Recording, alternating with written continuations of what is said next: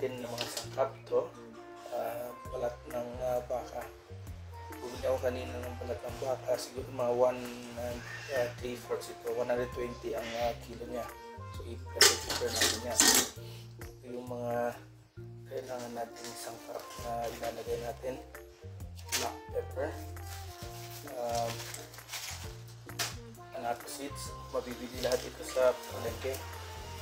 Lagay din tayo ng Spanish paprika. Star anise. Sibot. Nabibili yan. Lemongrass. Dahon ng laurel. Sibuyas. Bawang. Luya.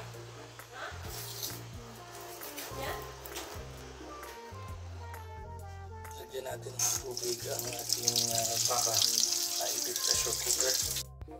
Yan. Tingnan natin yung kanyang sabaw.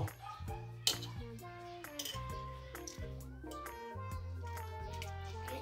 Lalagay ko na. Lalagyan ko ng beef cubes. Tignan natin ng patis.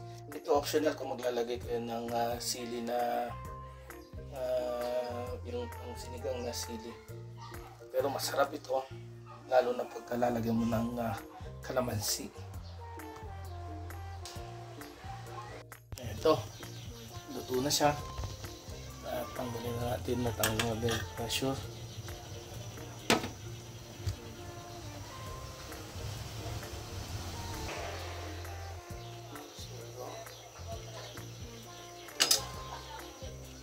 Ilagay na natin yung sangkap niya.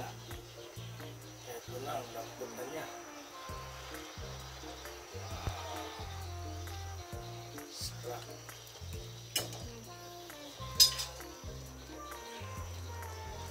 Pindutak man. Ito. Tignan natin ng